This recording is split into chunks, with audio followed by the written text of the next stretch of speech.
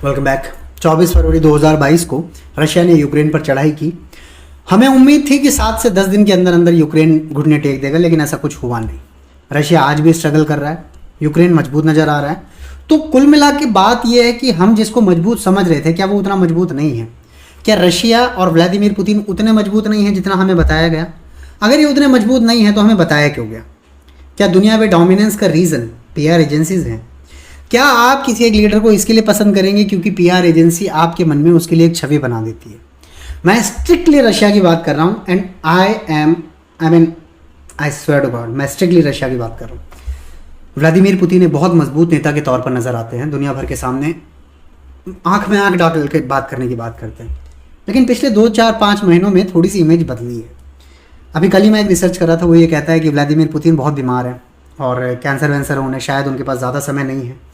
तो क्या ये भी एक फ्रॉड है या ये भी एक प्रोपेगेंडा हो सकता है? जैसे व्लादिमीर पुतिन की एक स्ट्रॉन्ग नेता की छवि बनाई गई, क्या बीमार होना भी एक छवि है? क्योंकि बीमारी के दौर में आपको दवाएं दी जाती है, सेडेटरी दवाएं दी जाती है, बेहोशी की हालत में आपके शरीर को नींद आती रहती है, आप ज़्यादा अच्छे से स्ट्रेटली सोच नहीं पाते हैं। तो क्या इस ब्लंडर के बाद बीच का रास्ता निकाला जा रहा है कि रशियन प्रेसिडेंट बीमारी में दवाइयों के इन्फ्लुएंस के अंदर ऐसे डिसीजन ले रहे थे जो दुनिया में यूक्रेन की जीत के तौर पे सामने आएंगे? खैर, ये इंपॉर्टेंट बात नहीं है।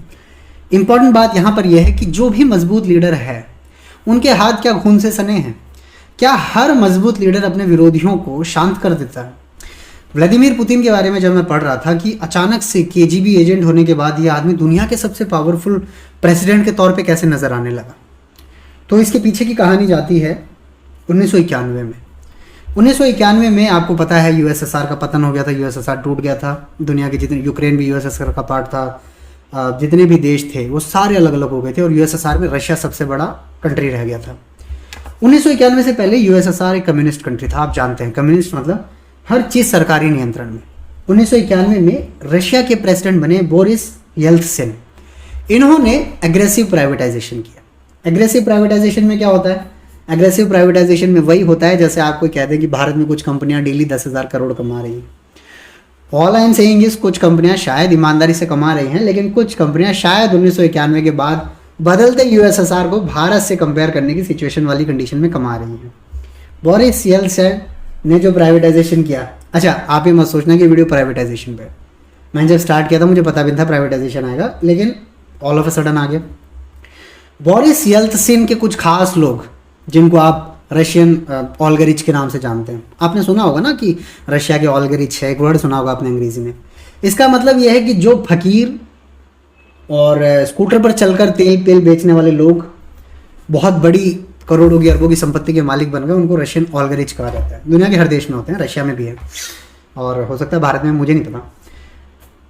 बोरिस येल्त्सिन ने अपने रिटायरमेंट के समय व्लादिमीर पुतिन को हैंड पिक किया और हैंड पिक करने के बाद उन्होंने दुनिया के सामने पेश किया कि ये एक मजबूत आदमी है। सिचुएशन ये है कि अलेक्जेंडर लिथुएनियन का नाम के आदमी 1998 में सामने आते हैं दुनिया के और कहते हैं कि हमको हमारे सुपीरियर्स एक रशियन ऑलगरिच को मारने के लिए दबाव डाल रहे हैं, और उस ऑलगरिच का नाम बोरिस बेरेज़ोव्स्की। बोरिस बेरेज़ोव्स्की, जैसा कि मैंने कहा, बोरिस येल्त्सिन उस समय के प्रेसिडेंट के काफ़ी करीबी, अरबपति बन गए। रशिया की एल्यूमिनियम कंपनीज पर कब्जा, रशिया की स्टेट ऑटोमेटिव कंपनी पर कब्जा, रशिया की जो ऑफिशियल एयरलाइन थी एरोफ्लोट उसके ऊपर उनका कब्जा था, रशियन ऑफिशियल टेलीविजन चैनल के मीडिया नेटवर्क पर उनका कब्जा था, आई थिंक ORT पर। इस आदमी को मारने के लिए अलेक्जेंडर लिथुएनियन का जैसे कई FSB के एजेंट्स को प्रेशराइज किया जा रहा था, जो कि रशियन सरकार ने मना किया और इनको अरेस्ट कर लिया। अरेस्ट होने के बाद इनको 99 में छोड़ दिया, फिर अरेस्ट किया, फिर इसके बाद इन्होंने 2000 में नागरिकता ले ली यूके की। मैं बात कर रहा हूँ अलेक्जेंडर लिथुएनियन का की। मैं जब रशियन प्रेसिडेंट के बारे में पढ़ रहा था कि कितने मजबूत आदमी हैं, तो कंट्रोवर्सी सामने आते। कंट्रोवर्सी में नाम आता है पोलोनियम 210 का। मैं आगे बताऊंगा पोलोनियम 210 क्या होता है। अलेक्जेंडर लिथुएनियन का कहते हैं कि 2000 में जब यूनाइटेड किंगडम चले जाते हैं तो एक किताब लिखते हैं, 2 किताब लिखते हैं basically, blowing up Russia, terror from with in, और दूसरी किताब लुबियांका क्रिमिनल ग्रुप। लुबियांका क्या है? आप लोगों ने मीडिया में सुना होगा ना, जैसे दिल्ली की बात करते हैं, दिल्ली में बड़े डिसीजन लेने वाले लोगों की बात करते हैं, नॉर्थ ब्लॉक, साउथ ब्लॉक, तो एक लुटियन जोन है, समझ रहे हो? तो वैसे ही लुटियंस जोन का काउंटर पार्ट अगर रशिया मॉस्को की तरफ देखोगे, क्रेमलिन की तरफ, तो वो लुबियांका होता है, वहां पर बैठकर डिसीजन लिए जाते हैं, उस एरिया को लुबियांका कहते हैं। अलेक्जेंडर लिथुनियनका कहते हैं कि दुनिया के जितने बड़े टेररिज्म ऑर्गेनाइजेशंस हैं, अलकायदा है, ओसामा बिन लादेन है, अल जवाहिरी है, इन सबको अमेरिका ने नहीं बनाया, इन सबको रशिया ने बनाया। रशिया की सीक्रेट सर्विसेज पर अलेक्जेंडर लिथुनियनका एक इल्ज़ाम लगाते हैं, और इल्ज़ाम में लगाते हैं कि सीक्रेट सर्विसेज आतंकवाद को तो पनाह देती ही देती है, इसके साथ साथ 1998 में एक रशियन अपार्टमेंट बॉम्बिंग्स हुई थी। वो बॉम्बिंग सीक्रेट सर्विसेज ने करवाई ताकि उस समय के प्राइम मिनिस्टर को प्रेसिडेंशियल इलेक्शन जितवाया जा सके। और उस समय के प्राइम मिनिस्टर कौन थे? Vladimir Putin. व्लादिमीर पुतिन को रशिया की सीक्रेट सर्विसेज जिताने के लिए अपने 300 लोगों को मरवा देती है रशियन अपार्टमेंट बॉम्बिंग्स में। ये इल्ज़ाम लगाया अलेक्जेंडर लिथुनियनका ने। ये तो कोई बड़ी बात नहीं है, बड़ी बात यहाँ से स्टार्ट होती है कि अलेक्जेंडर लिथुनियनका का हुआ क्या। आप लोगों ने सुना होगा कि बड़े लोग अपने दुश्मनों को, अपोजिशन को जिंदा नहीं छोड़ते। तो क्या व्लादिमीर पुतिन ने अलेक्जेंडर लिथुनियनका को मारा? और मारा तो कैसे मारा होगा, सोचिए। उन्होंने एक इस तरह से मारा कि सांप भी मर जाए और लाठी भी ना टूटे। उन्हें एक ऐसा धीमा जहर देकर मारने की बात की गई जो अगर सोफिस्टिकेटेड टेक्नोलॉजी वेस्ट में ना होती तो शायद उन्हें पता ही नहीं चलता कि ऐसा कुछ हो सकता है। मैं बात कर रहा हूं पोलोनियम 210 की। मैंने आपको बताया पोलोनियम 210 के बारे में। पोलोनियम 210 एक रेडियो एक्टिव एलिमेंट है, और पता नहीं इसको रेडियो एक्टिव एलिमेंट कहना चाहिए, कुछ और कहना चाहिए, बट ये रेडियो एक्टिव है। और हो सकता है आप लोगों के मन में आए कि यार मैं बैंक की बात करते करते, पॉलिटिक्स की बात करते करते अचानक से रेडियो एक्टिविटी की बात क्यों कर लूँ। तो I do have something to show you. मैं इन चीज़ों के बारे में काफ़ी पढ़ाई वढ़ाई में इंटरेस्ट रखता हूँ, तो ऐसा नहीं है कि मैं सिर्फ हवा में गप मार रहा हूँ। I know what I am talking about. Polonium 210 commercially available नहीं होता, ये बेसिकली न्यूक्लियर रिएक्टर्स में बनता है। न्यूक्लियर रिएक्टर्स क्या होते हैं? जिससे बिजली बनती है, जहाँ पर न्यूक्लियर फिजन होता है।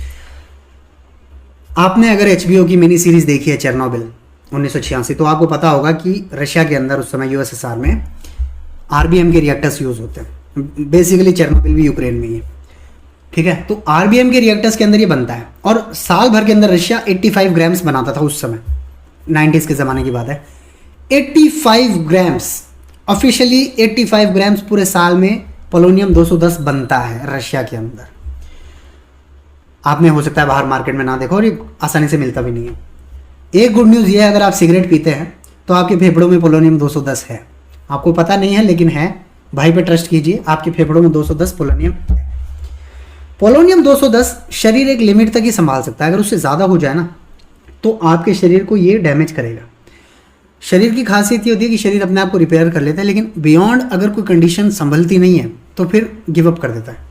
फिर किडनी फंक्शन काम करना बंद कर देती है, लीवर सपोर्ट नहीं करता, आपका इम्यूनिटी सिस्टम फेल होता है, फिर नर्वस ब्रेकडाउन होता है, और उसके बाद एक समय आता है जब आपको कार्डियक अरेस्ट हो जाता है, यानी हार्ट अटैक हो जाता है। अलेक्जेंडर लिथुनियनका 1 नवंबर 2006 को अचानक से अपनी वाइफ को कहते हैं कि एम्बुलेंस बुलाओ। काफ़ी हालत ख़राब हो गई थी, डायरिया हो गया, ब्लडी डायरिया हो गया था, बाल उड़ने लगे थे, सांस नहीं आ रहा था, वॉमिट हो रहा था। उसके बाद हॉस्पिटल गए। काफ़ी समय तक तो लोगों को पता ही नहीं चला, डॉक्टर्स को पता ही नहीं चला कि हुआ क्या। एक सिचुएशन ऐसी आई कि 1 नवंबर 2006 के 10-12 दिन के बाद किसी को लगा कि शायद कुछ ना कुछ कनेक्शन रेडियो एक्टिविटी से हो सकता है। तब जाके वेस्टर्न टेक्नोलॉजी यूज करके पता किया गया कि इनको पोलोनियम 210 दिया गया है। ये दिया किसके थ्रू गया? ये दिया गया KGB के ही 2 फॉर्मर एजेंट्स के द्वारा। अब उनका नाम जाने दो, एक आंद्रे लुगोवॉय और दिमित्री कोवतन। इन लोगों को यूनाइटेड किंगडम ने रशिया को बोला कि हमें सौंपो, हम छानबीन करेंगे, लेकिन ऐसा नहीं हुआ। रशिया ने बोला हम नहीं देंगे। पोलोनियम 210 क्यों चूज किया गया? पोलोनियम 210 चूज इसके लिए किया गया क्योंकि बेसिकली रेडियो एक्टिविटी 2 तरह का, जो रेडिएशन होता है वो 2 तरह का होता है। एक होता है आयनाइजिंग, एक होता है नॉन आयनाइजिंग। मोबाइल फ़ोन का रेडिएशन, माइक्रोवेव का रेडिएशन, इंफ्रारेड AC के रिमोट का रेडिएशन, या जो विजिबल लाइट का रेडिएशन होता है वो नॉन आयनाइजिंग होता है। इतना पावरफुल नहीं होता कि आपकी बॉडी के DNA को डैमेज कर देगा। आयोनाइजिंग रेडिएशन इतना पावरफुल होता है कि आपकी बॉडी के DNA को डैमेज कर सकता है और कैंसर वैंसर हो सकता है। पोलोनियम 210 की खासियत ये है कि ये आयोनाइजिंग रेडिएशन तो है, लेकिन बेसिकली ये अल्फा पार्टिकल्स एमिट करता है। अच्छा, अल्फा पार्टिकल्स क्या होते हैं? बेसिकली आयोनाइजिंग रेडिएशन में भी 3 तरह के रेडिएशन होते हैं, अल्फा, बीटा, गामा। गामा सबसे डेंजरस होता है, अल्फा कम डेंजरस होता है लेकिन लीथल होता है अगर आप उसको इंजेस्ट कर लें। सबसे अच्छा एग्जाम्पल, आप अपनी किचन के स्लैब में जाइए, आपको जो वहाँ पे ग्रेनाइट दिखेगा, एक समय में उस ग्रेनाइट से रेडॉन गैस निकल रही थी। रेडॉन गैस अल्फा पार्टिकल है, अल्फा एमिशन होता है। अल्फा एमिशन स्किन को पेनिट्रेट नहीं कर सकता, इसके लिए उतना डेंजरस सामने से नहीं होता। अगर आप उसे खा लेंगे, रेडॉन गैस को सांस के थ्रू या खाने के थ्रू ले जाएंगे तो आपकी हेल्थ को नुकसान होगा। यही हुआ अलेक्जेंडर लिथुएनियन के केस में। उन्होंने इंजेस्ट कर लिया, अल्फा रेडिएशन हो रहा था, अंदर से स्किन को पेनिट्रेट नहीं कर पा रहा था वो रेडिएशन, इसलिए लोगों को पता ही नहीं चल रहा था कि रेडियो एक्टिविटी का कुछ केस है। जब अलेक्जेंडर लिथुएनियन की डेथ हो गई, उसके काफ़ी समय के बाद पता चला कि रशियन प्रेसिडेंट का इसमें सीधा योगदान है। 1 नवंबर से लेकर 23 नवंबर तक अलेक्जेंडर लिथुएनियन हॉस्पिटल के बेड पर था और उसने खुद रशिया के प्रेसिडेंट को मैसेज भेजा कि आप मेरे को साइलेंस करने में शायद कामयाब हो जाओगे, लेकिन आखिरी समय तक आपके कानों में मेरी आवाज़ गूंजेगी कि आपने मेरे साथ किया क्या। तो इन अदर वर्ड्स, ये थी अलेक्जेंडर लिथुएनियन की कहानी। सवाल यहाँ पर यह है कि क्या बड़े लीडर्स अपोजिशन को साइलेंस करने के बाद ही पावरफुल नज़र आ सकते हैं? रशियन प्रेसिडेंट इस समय शायद अपने वीकेस्ट पॉइंट पर हैं। शायद रशिया और यूक्रेन के बीच का जो वॉर है, दोनों ही देशों की इज़्ज़त बचाने के लिए, बेसिकली रशिया की इज़्ज़त बचाने का एक तरीका निकाला जाएगा। इजराइल या कुछ ऐसे कंट्रीज़ जो हैं जो ना पूरी तरह से वेस्टर्न वर्ल्ड के साथ है ना पूरी तरह से रशिया के साथ है, वो बीच में आकर कुछ ऐसी बात करेंगे, सीज़ फायर शायद डिक्लेयर हो जाए, कुछ एक एरियाज़ पर शायद कब्जा रह जाए रशिया का। लेकिन यहाँ पर सवाल ये है कि 4 करोड़ की जनसंख्या वाले यूक्रेन को 14 करोड़ की जनसंख्या वाला रशिया नहीं जीत पाया। जोग्राफिकल एरिया में तो नंबर 1 है और यूक्रेन कहीं खड़ा ही नहीं होता है जोग्राफिकल एरिया में। स्टिल क्या उतना मजबूत रशिया नहीं है जितना बताया जा रहा है? अगर है तो चलो बहुत अच्छी बात है कि ठीक है रशिया मजबूत है, वैसा ही है जैसा नज़र आता है। लेकिन अगर वैसा नहीं है तो क्या कुछ भी सच नहीं है जो हम मीडिया पर देख रहे हैं? और अगर ऐसा है तब तो फिर बहुत गड़बड़ वाली बात है, क्योंकि काफ़ी ऐसी चीज़ें जो हमें मजबूत नज़र आती है और मजबूत नहीं है। For example United states, for example China, for example Russia का एग्ज़ाम्पल मैंने आपको दिया ही है। तो बाकी जय हिंद।